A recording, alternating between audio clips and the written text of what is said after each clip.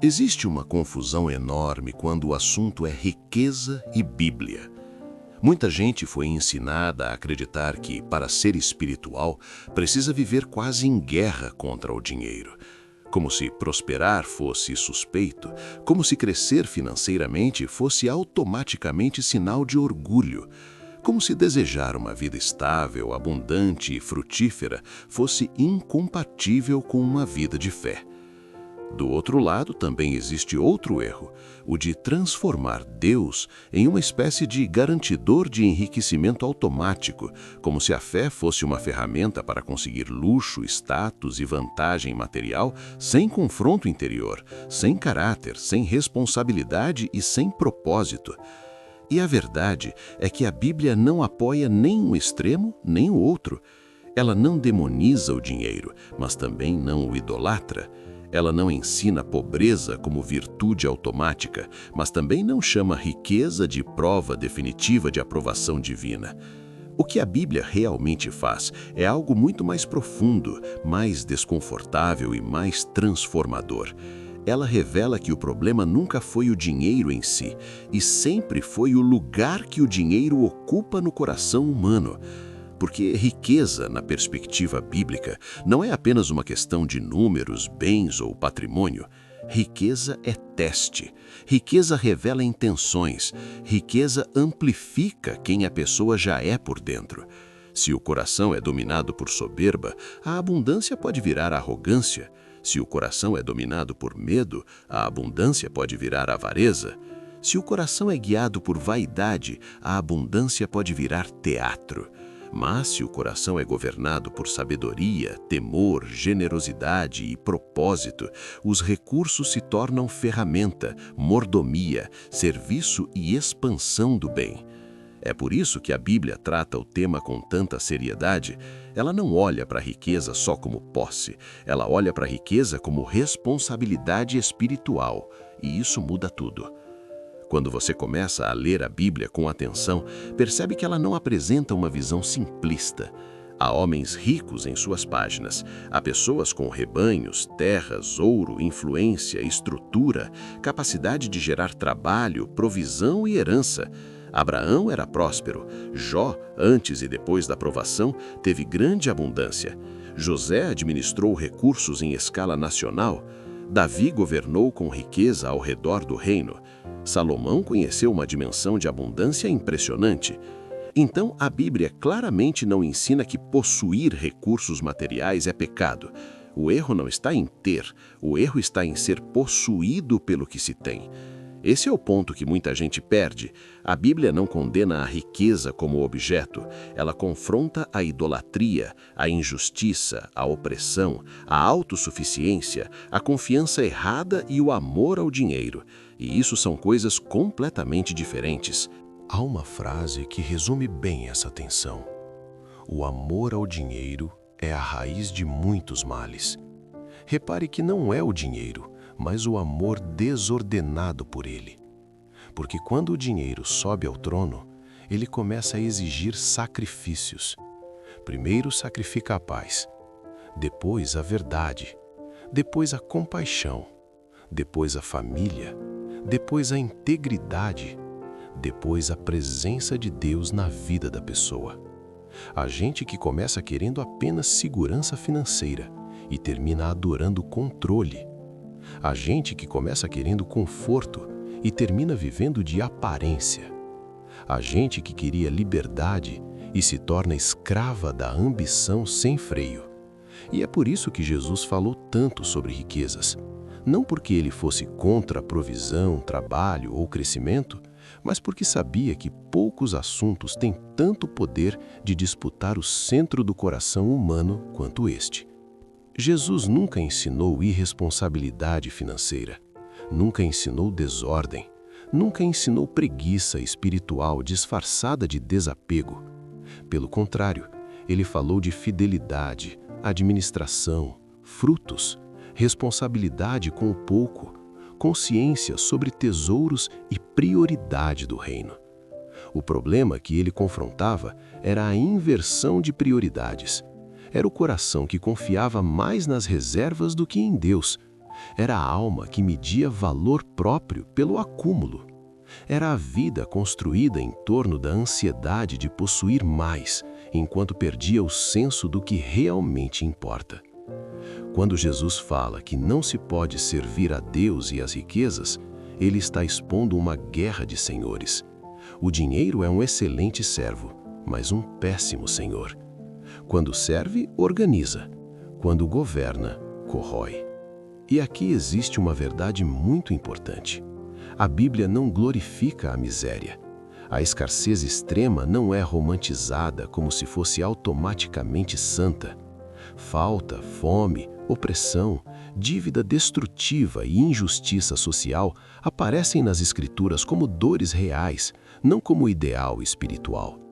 Há inúmeros textos sobre provisão, fartura da terra, colheita, sabedoria nos negócios, diligência no trabalho, generosidade abundante e bênção sobre as obras das mãos.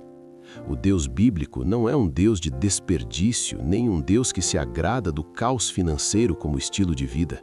Ele é um Deus de ordem, provisão, justiça e suficiência. O problema é que muita gente confunde suficiência com passividade e bênção com ostentação. Mas a lógica bíblica é mais elevada. Deus supre para que haja vida, gratidão, partilha, estabilidade, testemunho e propósito. Em outras palavras, a pergunta bíblica nunca foi apenas quanto você tem. A pergunta é: como você conseguiu? O que isso está fazendo com seu coração? Quem está sendo abençoado através disso? E quem você se tornou no processo? Porque riqueza conquistada por mentira, exploração, manipulação e opressão nunca é celebrada como bênção verdadeira. A Bíblia denuncia balança enganosa, salário retido, injustiça contra o pobre, favorecimento corrupto e exploração dos vulneráveis. Ela não legitima enriquecimento construído em cima da dor do outro. Isso é fundamental. Nem toda abundância tem selo do céu. Nem todo crescimento financeiro é sinal de sabedoria. Há gente crescendo por fora enquanto apodrece por dentro. Há gente acumulando bens e perdendo a alma em prestações invisíveis. E a Bíblia chama isso de tolice, não de sucesso. Ao mesmo tempo, ela exalta o trabalho diligente, a prudência, a administração sensata, a visão de longo prazo e a capacidade de construir. O livro de Provérbios, por exemplo, está cheio de princípios sobre disciplina, preguiça, generosidade, planejamento, fala sábia, domínio próprio e prudência. Isso mostra que espiritualidade bíblica não é fuga da realidade prática. Não é ficar esperando milagre enquanto despreza a responsabilidade. A Bíblia honra mãos trabalhadoras, mente prudente, vida organizada e caráter confiável. Existe uma espiritualidade madura em plantar, guardar, construir, prever tempos difíceis, evitar desperdício e agir com sabedoria. José, no Egito, não foi apenas um homem de interpretação espiritual, foi também um administrador brilhante. Ele discerniu o tempo de abundância e preparou estrutura para o tempo de escassez. Isso também é bíblico. Preparação não é falta de fé. Em muitos casos, é justamente fruto dela. Outro ponto essencial é entender que, na Bíblia, prosperidade nunca foi apenas material. Essa talvez seja uma das maiores correções que o tema exige. Porque alguém pode ter dinheiro e ainda assim ser miserável em paz, em sabedoria, em vínculos, em caráter e em sentido. E alguém pode não ser milionário e ainda assim viver uma riqueza real de propósito, contentamento, honra, relações saudáveis, dignidade e paz com Deus. A visão bíblica de prosperidade é muito mais completa. Ela inclui pão, mas não termina no pão. Inclui recurso, mas não termina no recurso. Inclui provisão, mas também inclui descanso, integridade, temor, justiça e presença de Deus. Há uma diferença entre ser rico em bens e ser rico diante de Deus. A Bíblia convida a segunda realidade sem necessariamente proibir a primeira, mas deixando claro qual delas deve governar a outra. É por isso que o contentamento aparece com tanta força no ensino bíblico. Contentamento não é falta de ambição saudável, não é desistir de crescer, não é se acomodar à mediocridade. Contentamento é liberdade interior, é não se tornar escravo da comparação, é não permitir que o coração viva permanentemente faminto por validação material. É poder ter sem soberba e poder não ter sem desespero. O coração contente trabalha, constrói, melhora de vida, planeja e expande, mas não se curva diante da ansiedade de provar valor pelo consumo. Esse tipo de liberdade é raro. Muita gente não quer riqueza, quer anestesia, quer a aparência de vitória, quer uma identidade comprada. E isso a Bíblia confronta com firmeza, porque sabe que onde o tesouro estiver, ali estará também o coração. A generosidade também ocupa um lugar central, e isso não é detalhe. Na lógica bíblica, reter tudo para si como se fosse dono absoluto da própria provisão é uma forma de cegueira espiritual. A Bíblia ensina mordomia. O que chega às suas mãos não chega apenas para passar por você em direção ao seu ego. Chega também para ser administrado com honra, gratidão e compaixão. O rico que fecha o coração ao necessitado, que vive em luxo enquanto ignora o sofrimento ao redor, é confrontado com muita força pelas Escrituras. Porque na Bíblia, abundância sem misericórdia vira acusação. Ter recursos e não desenvolver generosidade é um empobrecimento da alma. Generosidade não é só dar dinheiro, é uma postura. É reconhecer que tudo o que você tem pode ser instrumento de bênção. Tempo, influência, conhecimento, estrutura, oportunidade, hospitalidade, serviço e recurso financeiro. Tudo isso pode servir ao reino de Deus e ao bem do próximo. Mas aqui é importante manter equilíbrio.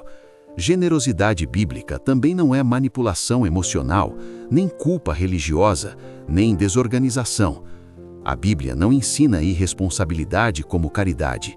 Ela ensina liberalidade com sabedoria, coração voluntário e consciência limpa.